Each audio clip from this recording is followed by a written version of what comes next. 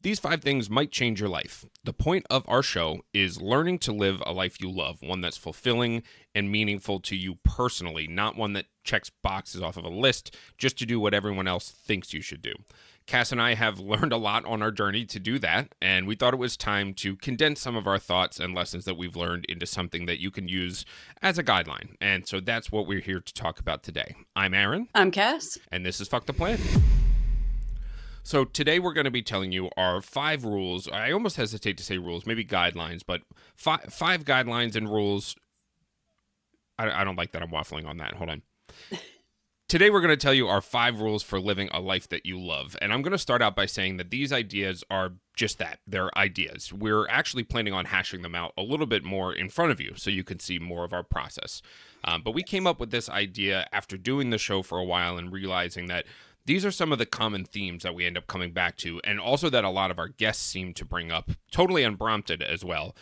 We feel like these 5 things are going to give you an idea of how we live our lives and how we're encouraging you to live yours. So we talk about this concept of loving your life, but that's different for everyone. So we're not going to tell you what specific things to do, but rather how to think about and how to execute on what you do want to do in life, which I think is a pretty important distinction. It definitely is. So, to quote Pirates of the Caribbean, they're more like guidelines. Yes.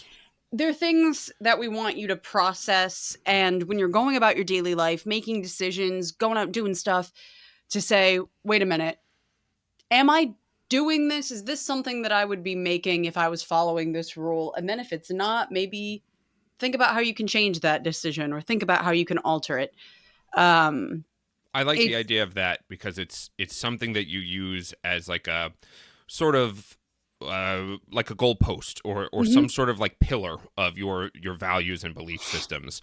And it's easy for us with ADHD to get off track and off the rails with how we're thinking about our life. Just like anything else that we think about. Doesn't matter if it's chores or the way that we go about our own lives, we have a tendency to drift. And so these things are kind of pillars that we can come back to when we are drifting and remind ourselves of what's important to us. Yep.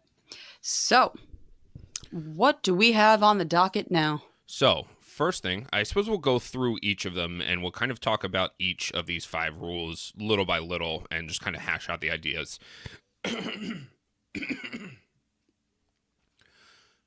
So, the first thing that we put down is be authentic. And what that means for us is follow your passions, live by your values, not by other people's expectations.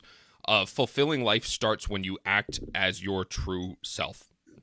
And not even just in terms of, the broad living your life, but even in your little day-to-day interactions, don't fake something. I always say I love acting on stage. I hate acting off of it. I don't have the energy to pretend that I want to go along with something that somebody's suggesting just to make them happy. Don't make your decisions based off of how can I make everybody around me happy. Think about how can you make yourself happy? Are you doing this? Is everything you're doing a sacrifice to you? If it is... And I think that that's hard for a lot of people because, I know for me this is true, but a lot of times I feel like being yourself and being authentic is sometimes at odds with the group mentality or the expectations that people have of you, especially in like a family setting. Like a lot of people's first experience with this is with their immediate family growing up, right? Like your parents, your family, grandparents, whoever have expectations of you, whether it's how you're going to perform in school or sports or, how you're going to fit in with whatever your parents' sort of community is. And this is one of the first times that we start to experience that kind of dissonance in our lives when we feel like being authentic to ourselves is at odds with what those people around us want from us. And it's a hard thing to realize and even more difficult to kind of come to terms with and be okay saying, well, this is me and I don't really care if it doesn't fit in. It's not easy. And when you have ADHD or any of the other disorders that we've talked about that are frequently comorbid, that have that comorbidity factor, we are different. And especially when we're diagnosed late, we don't know why we're different. And it's hard to fit in as kids. It's hard to make friends who are like us, which makes you more, and you know, your parents want you to fit this mold, so you're easier to take care of or whatever. And that kind of puts this people pleaser mentality within our heads that we want to keep the peace and there's something wrong with me. So I need to mold to fit in so I can make friends and be like everybody else. Because as a kid, that's what we're taught that we need to do. And breaking that cycle of thinking is incredibly difficult, but it is so worth it because once you start living authentically, and not to say you shouldn't make sacrifices for the people you love because you should, within reason. Right. You don't want your But whole life to become a sacrifice.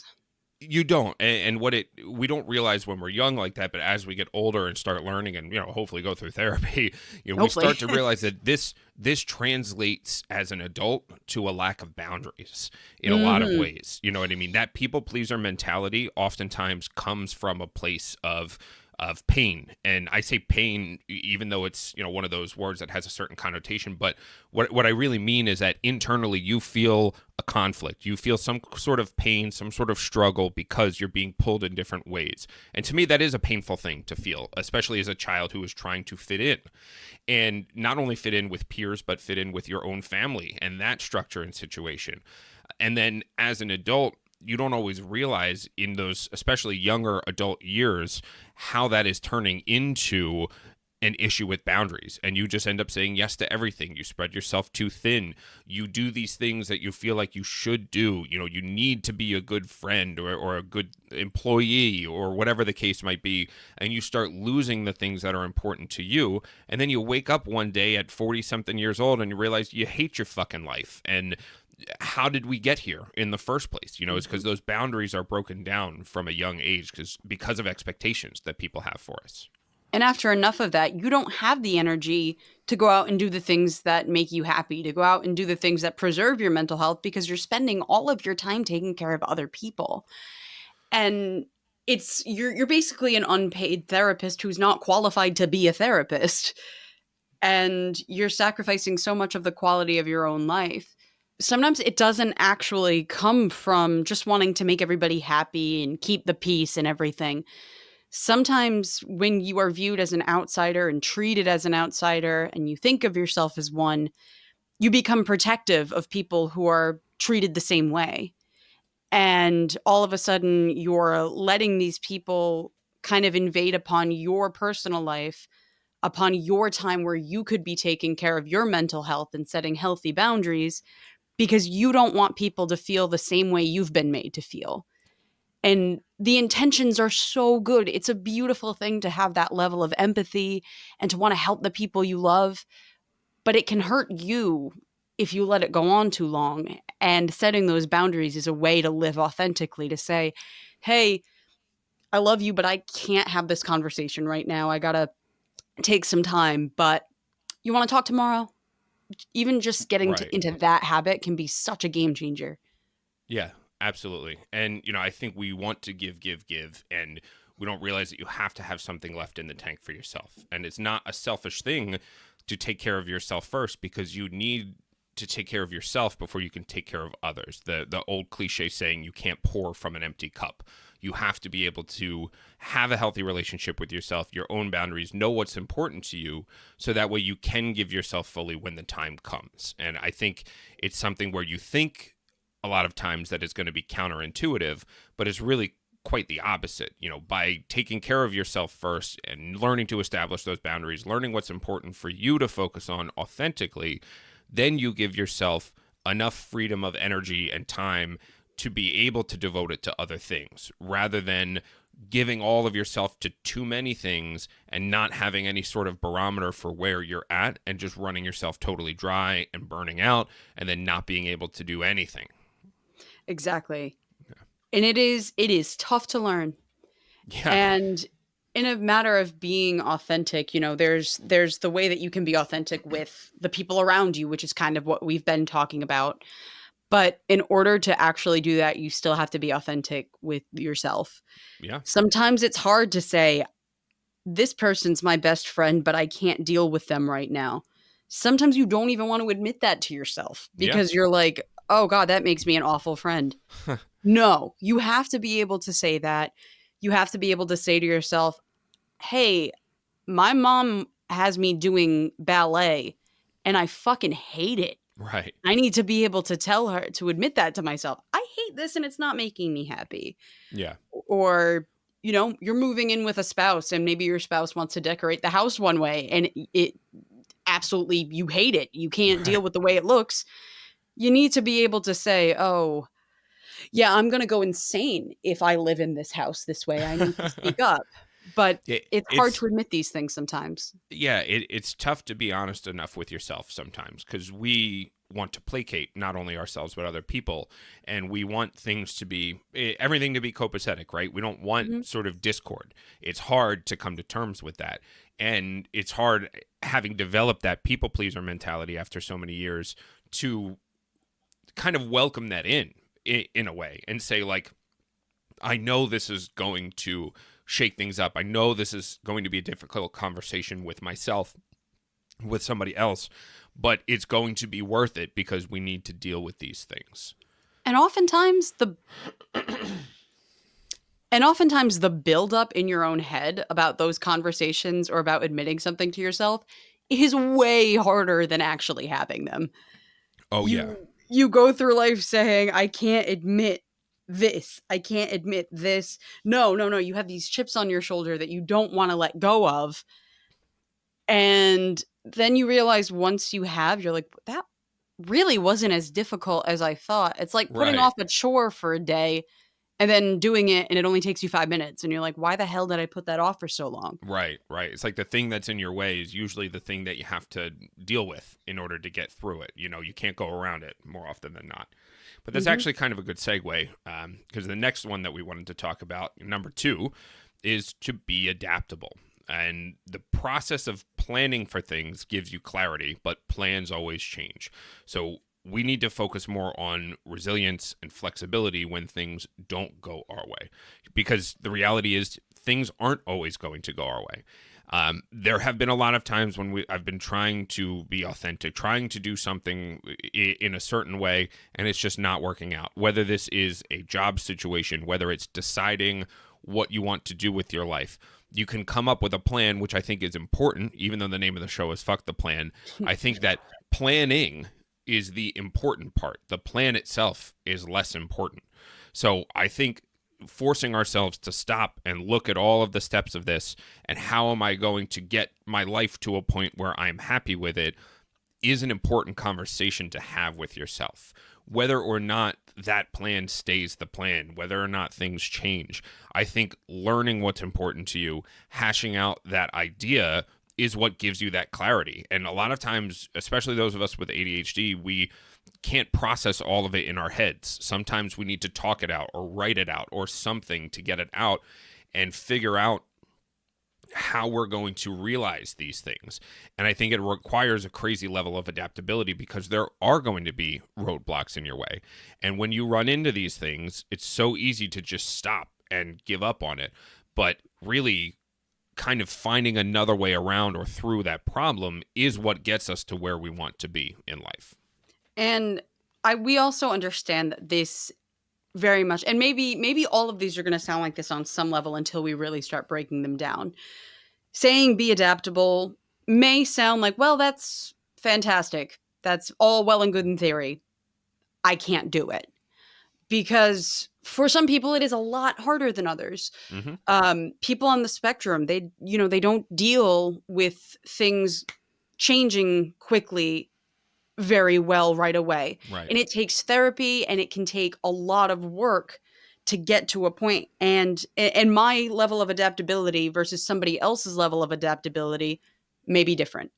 Yeah. And the things that I can easily adapt to may be very difficult. And the things that are very easy for somebody else to adapt to might be very difficult for me. Yeah. It's None of this stuff is across the board umbrella. Everything is different depending on who you are, what you struggle with, what else you may have like going on in your head. But a baseline of remembering, hey, I'm being a little too hard-headed right now. I need to figure out how to be adaptable to this. Right. And it's never oh, my entire week is different. I thought I was going to be going to work and I just got fired. Oh well, that's Yeah, not that's unrealistic. right.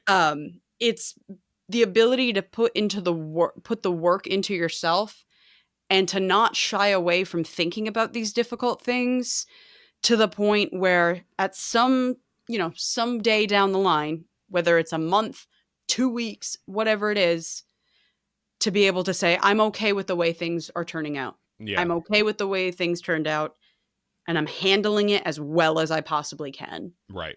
I think a willingness to explore options is one of the kind of the things I'm getting at here. So Yeah. when things come up, like if you have a goal, or if you are looking to be authentic, you've had that hard conversation with yourself, you know that this is how you want to live your life. We have an ideal of that in our heads, and then we have the reality that we live in. And I think that no matter how hard we try and get to that ideal, it's not always possible. But there is a version of that that's a lot closer to what we want than what we have now.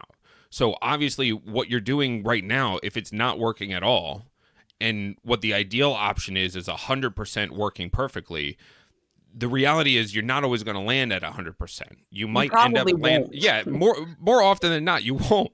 But it's being okay with saying, can I get to 70%? Can I get to something where I'm a lot closer, 70, 80% closer to what my ideal is than where I'm at right now, because I don't like it.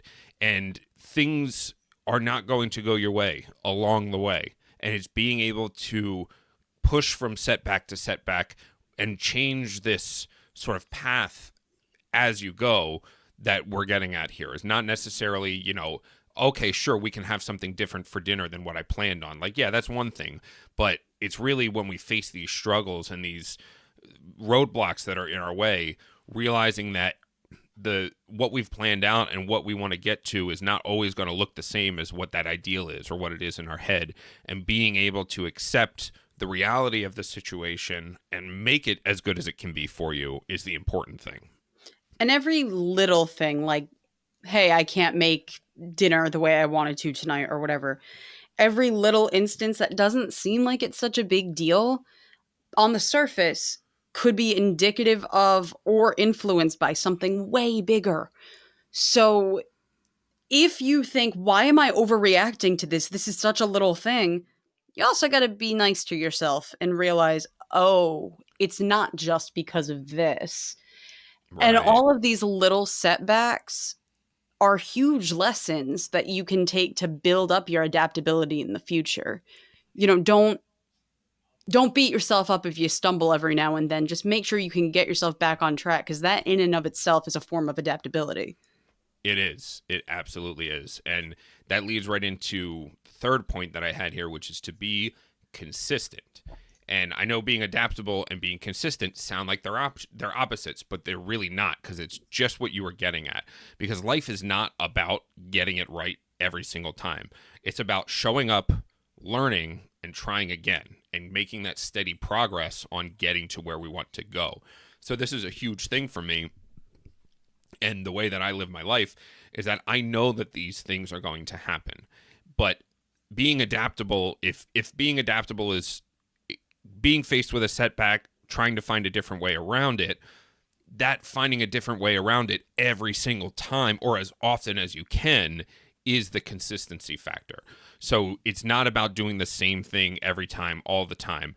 To me, it's about once you figure out where you want to go, once you figure out what authentic is for you, where your ideal is, you're adapting and changing to these things. It's not giving up on that and Mm-hmm. being consistent in how you're approaching your life and your problems. We're not going to get it right every time, but can you build up the wherewithal and the strength to say, I fucked that up. I'm learning a lesson here. I got it wrong. And now I'm taking what I've learned from this and I'm going to try again. I think that there's a very easy example of this for anybody who is on or has ever been on medication. Medication is so awful at first. Whether it's the right or the wrong medication, there is such a you almost feel like you're being scientifically experimented on. Yeah, it's like And a big change and it's an unknown. So you're like, and you're like, "Oh, this I'm like a dose test doesn't work. Let's subject. fix it. And this medication doesn't work. Let's change it." And you're like, "This is actually affecting my day-to-day life," whereas this psychiatrist is just checking something off on a prescription pad. But if you give up on that, if you say, "This is too much, I feel like a guinea pig, I'm walking away," you're never going to find the right combination of things that's good for you. You have to be consistent in standing up and saying, "This doesn't work." You have to be consistent in seeing the psychiatrist. You have to be consistent in all of these habits. And I think it's a really good example of something that is tough to be consistent on. And Yeah. then if you finally find that cocktail, if medication is right for you, it's not right for everybody. But if you finally find that combination, you got to be consistent in taking the medication or else it's really Oh not yeah. going to work. And these habits that we form, that's actually a good example of adaptability and Right. consistency. But these little habits that we form to keep ourselves okay, once we find out what we need to keep ourselves okay, you've got to be consistent about it or you're going to lose all of the progress that you have worked your ass off to make. Right, right. And it's like I know we often feel like structure and routine are a prison for us with ADHD, but a lot of times we don't realize that it does help us in a lot of ways. And our Mhm. brains, if we can automate certain parts of our lives to give us a better chance for a successful day every day, that can go a long way. And that consistency is a big part of it. You know, I've talked plenty of times about my morning routine and how I have 5 or 6 things I do every single morning as much as I can. You know, consistency to me is I keep track of it, and as long as I do it more days than not every week, I'm considering that a win because the more I can be consistent in doing these things that I know support my physical and mental health every single day, the better I'm going to be able to handle the things that life throws at me.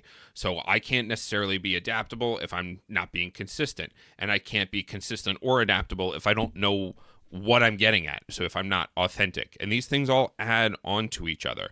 And to me, it's so hard to live an ADHD life because we're always trying to figure out where we're going next. It's hard to figure out, you know, you got to wake up in the morning and go somewhere. You know what I mean? And I don't mean a physical place, but your day has to go somewhere.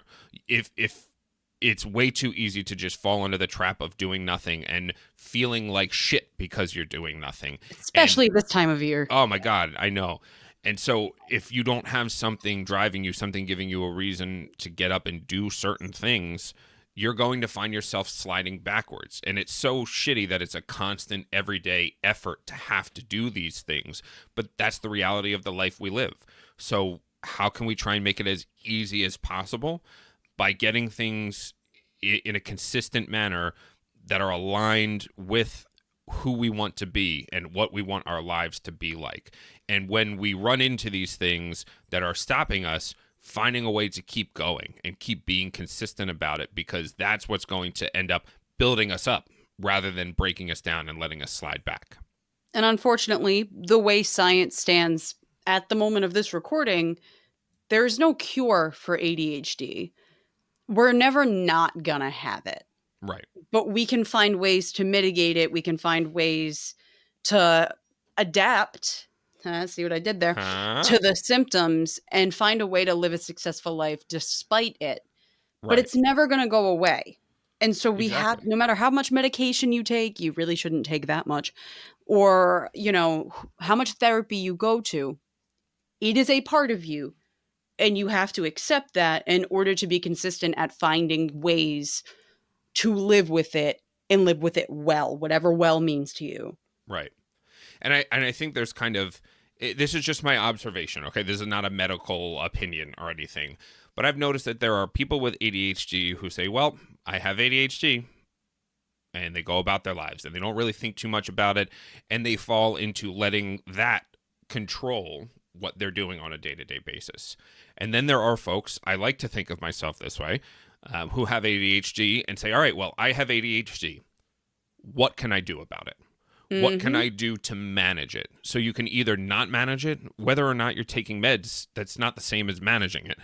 Or you can figure out a way to I don't want to say counteract it, but you can figure out a way to work within the constructs of what your brain is doing to you, right? Like, I know my brain works differently. So therefore, I don't try and run my life the same way as somebody without ADHD, because that's not how my brain is supposed to work. And Mm-hmm. that leads me into the point number 4, which is I really think that you need to be life focused. Your priority is to build a life that you love living and enjoy living. Your priority is not to fill your days with endless bullshit and then one day you die, just like Mr. Peanut Butter says, with unimportant nonsense. Your priority is to love your life and enjoy living it. And this comes into play in a financial aspect as well, because we want to let finances support our lives, not dictate it. Same thing with your brain. You want to let the way that your brain works kind of help you figure out how to live your life. You don't want to force yourself into a box because that's what everybody else does, or that's what you need to do to be able to pay your bills. It's much more fulfilling, rewarding, and you'll have much more happiness in your life if you figure out what kind of life you want to live first, and then figure out the logistical details of how you can make that happen. And this is hard for anybody. This is hard for neurotypical people too. But it's even harder for us. We are all so lucky we've got that little setback that they don't have. Right. But you say to yourself, I have ADHD, not I am ADHD. Right. It's something you've got. It's not who you are. And you can live a life that makes you insanely happy and fulfilled with that. Yeah. You know, kind of like what I was saying before, it's never going to go away, so learn to live with it. Yes. And it's being life focused is tough because I've seen ADHD, and Aaron, I think that you and I are actually a good example of this. Because some people with ADHD are so focused on the little details. Like when we sit down to do this podcast, Aaron will make a beautiful like storyboard and an outline, and he'll be It's true. planning it for weeks. And he's very good at the little details. So getting life focused might mean setting up all these tiny little things for somebody that works that way. I'm the total opposite. I am garbage at little details. I am a big picture sort of person. Right. And that is another way that ADHD can present itself of, yeah, my big life. Woo, I'm not focused on the day to day. I'm focused on the end goal. And I don't make storylines. I come in and I'm like, I want things to be off the cuff and feel like a flowing conversation, and I'm going to jump in. Right. Right. But not everybody's brain works that way either. But so being life focused can mean plan for the day to day, or it can mean make big goals for yourself and then work backwards, or it can mean something in between. Right. And I find that because I do tend to get focused on those detail things, it's hard for me to zoom out sometimes. And so what I'll often do is in the mornings, I think about what my priorities are. I look at a list in the mornings of, all right, these are my big picture things. And what can I do today to support that? Because I will get kind of focused on, like, I'll start doing one thing and then a little detail pops up, and then I'll be completely sidetracked and focusing on that part of it. And I'm like, well, this isn't really what I need to be doing right now because I have an episode coming up tomorrow. I need to finish these outlines. So it helps me realize, okay, what's really important to be working towards and how can I support that today? So I try and look at that big picture goal of what does my life need to look like? What are my priorities? What are the important things for me to be doing? And what specific actions can I do today that support that, rather than just doing whatever actions come to mind or whatever kind of pops into my head as something that feels important? Because feeling important and being important are very different things, especially when your brain works the way that mine does. Yep. Finding a balance between the two, like in anything, being too far on one end is not good. Right. You got to find that perfect balance to learn what kind of life you want and learn how to achieve it. And that is not something you can just do. No. That's not okay, I'm going to take a year and then we're good. It is a constant work in progress. The person you were 5 years ago is not the same person that you are today, or at the very least, it shouldn't be. We are in a constant state of growth, constantly affected by the people around us, the events around us, how we're processing things, how the world is changing. And so you don't just make a plan 5 years ago and then all of a sudden be done with it. Yeah, this is a daily reflection. Every single day, I usually, don't try and work too hard on my brain on the weekends, but like Monday through Friday, I get up early and this is what I do is I look at myself and every day have a conversation with myself of like, what are my priorities? What am I doing? What am I working on? And that bit of focus on yourself is a hard thing to cultivate as a habit on a regular basis because it requires having difficult conversations. We oftentimes want to avoid stress, negative feelings, etc.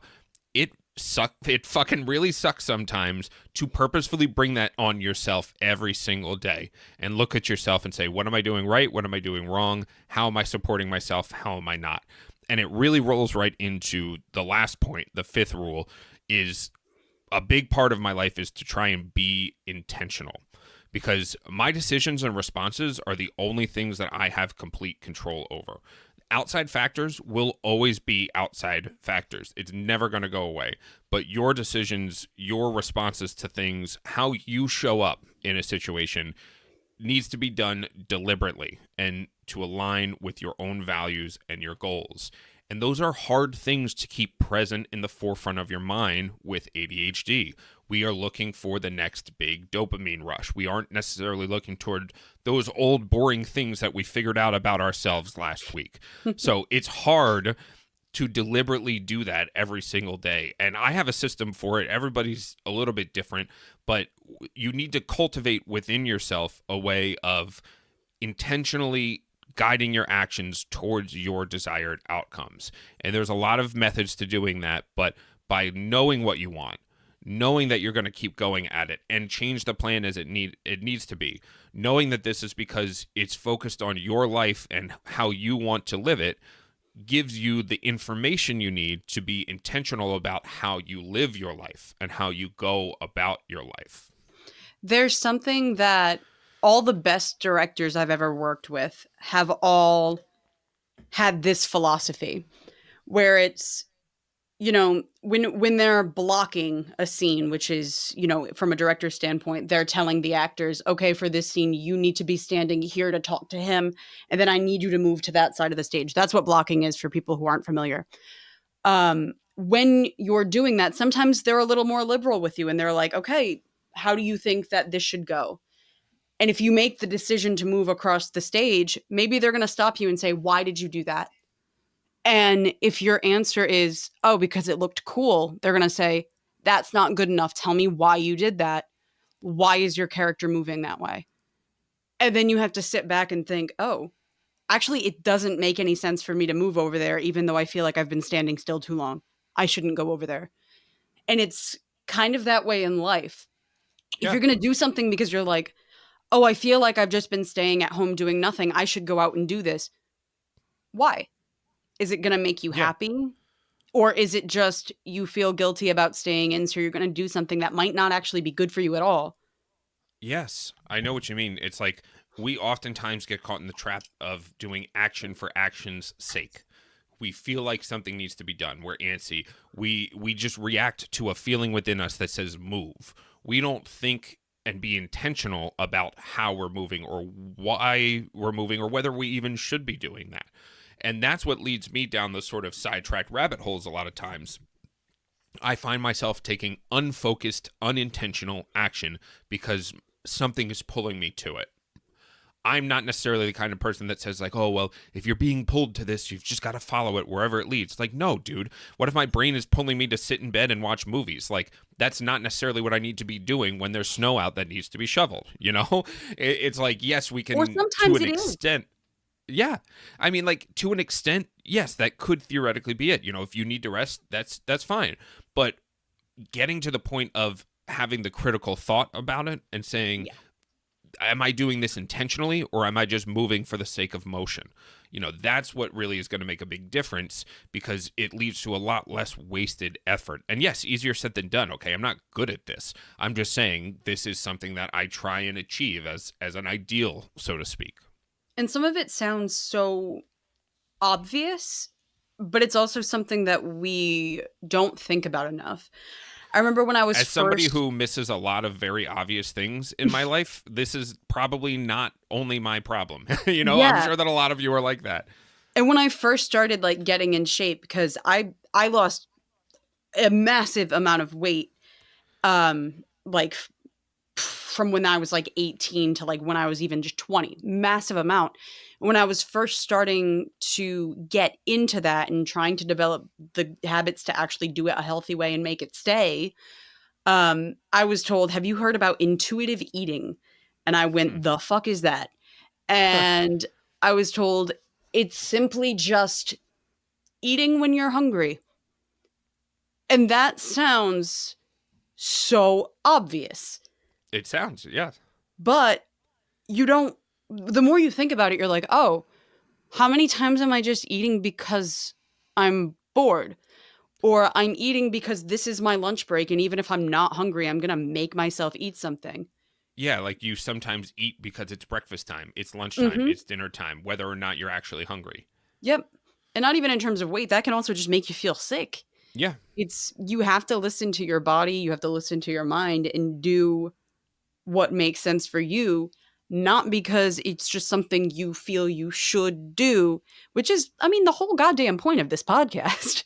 Yeah, right. And I mean, like, how many times, if you have ADHD, has somebody said, "Oh, why'd you do this or why'd you do that?" "Oh, I don't know, I just did it." Or what did you come over here for?" "Oh, I don't know, I just did it." I like, how many times do you do things just because, no reason?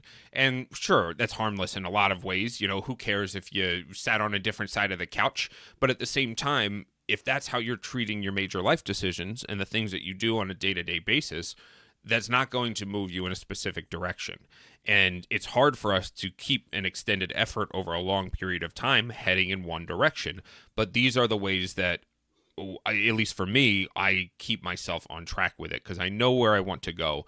I know that I'm going to have to change the plan along the way. I know I'm going to have to keep trying at it if I want to get this life that is going to help me enjoy what I'm doing day to day. And in order to do that, I have to do things every day to support that goal and to get there. And I have to intentionally do things more often than things just happen because that is chaos. Intention is not. Being intentional and deliberate has a purpose and it gets you a specific place. Mhm. And chaos is fun. Oh, Chaos is yeah. very fun, but it's very rarely constructive. That's true. Yeah. And I mean, there's definitely a place for that. Not every day is going to be a great day. Hmm. Not every day is going to be one where you're firing on all cylinders. A lot of times you're going to have bum days, or I do at least. Oh, But at yeah. the same time, that doesn't necessarily mean you're not getting there. And, to me, I think a lot of it depends on what is your definition of success, And I guess maybe I'll defer to you first. Like what's your definition of success in your life, Cass? It's a pretty broad thing for Same. me. My exact definition of happiness, of success, is waking up and on more days than not feeling happy that I woke up. That it seems like a low bar to pass, but for somebody with bipolar disorder, that's not a low bar to pass. For anybody, how many people don't think about that? How many people wake up in Mhm. the morning and their goal is to make X amount of money, or their goal is to just keep XYZ thing running, And or if to that's what makes them happy, that's what makes them happy, but they also need to think about why is that making you happy? right? Like, are you doing that because that aligns with your definition of success, or because that's what somebody told you and now you feel like you have to? Mhm. And so I think my definition of success, and I kind of chuckle at this sometimes because it is meant to be a little funny, but I often say that my definition of success is I just want to make my wife breakfast every morning. Like I would That like is to so live, cute, I, okay? I want the kind of life where I have the freedom to do that. I can wake up, I'll make breakfast for the two of us, and we can sit and have breakfast together, and then we do whatever it is we need to do with our day. And sometimes that means I'm going to have to ultimately one day not have a day job. I would like to ultimately one day support myself and not have to answer to anyone. So that way, no matter what I'm doing, no matter where we are at in life, I can wake up and have that little moment in the morning to make my wife breakfast. And if I can have a life where I get that little moment of happiness in the morning and the rest of my day is something that is dictated by us and how we want to live our lives rather than by obligation and necessity, that's success to me. And that's really what I want out of life, is to be able to answer to myself when it comes to deciding what I want to do with life. And in terms of all of these rules, in terms of progress in general, in terms of recovery, if that's something you're going through in any definition of that word, this is not linear. No. We see movies with little montages, and we see these things where progress is just, okay, point A to point B. That is not how it works. And for the first time, maybe ever, I'm going to bring up the stock market in a voluntary way, and I'm going to get little flashbacks from our old job. But when you look at a quote unquote successful market, is it just a graph going from low to high? No. No, It's not a that straight shit line. is jagged. That shit looks like a bunch of icebergs. It is going up and down and up and down, and then it shoots way up and then it shoots way down. But that doesn't mean it never ends. Right. It will constantly be going up and down. But the one positive thing I can say about the stock market is it keeps going. Yes. And I think Even when it that's crashes, it keeps going, and you will yes. fall and you will crash like the late 20s, and then you will start climbing again, and then you'll fall again. But the next time you fall, you will have learned from that last time, hopefully. And you can use those lessons to make that fall a little less jagged and to start climbing back up. You're not making progress just because you fall again. Exactly. And I think that these things that we're talking about are how we weather and withstand those ups and downs and how we get to keep going. It's using these things here. So that's really, I think we've covered pretty much all what I wanted to share about it. So, I guess my closing thoughts would be realize that you need to first figure out where you're going and then figure out if that's actually based on something that's going to make you happy with your life rather than check a box and make somebody else happy with your life. Because at the end of the day, when it comes down to it and you're on your deathbed, you're not going to be worried so much about who else you made happy, but whether you're happy with yourself. And, it's not, just know that it's not all done. Your life is going to keep going on whether you want it to or not. And adapting, again, one of our rules is going to help you create that life that you want, because you might have been really happy 5 years ago and then everything changed. You can still be happy, but you're going to have to go back and adjust some of those definitions and adjust some of those tactics and get yourself back on course, because the only person who can do that for you is you. You can get help. You should ask for help when you need it. But if you're not going to put the effort in, that's it. Yeah, and life will keep rolling whether you like it or not. And it's difficult, but when you are working towards something that means something to you, it gets easier and easier. You got to keep doing it, but it gets easier as you go. I have been Aaron. I have been and will always be Cass. And thank you very much for listening to Fuck the Plan.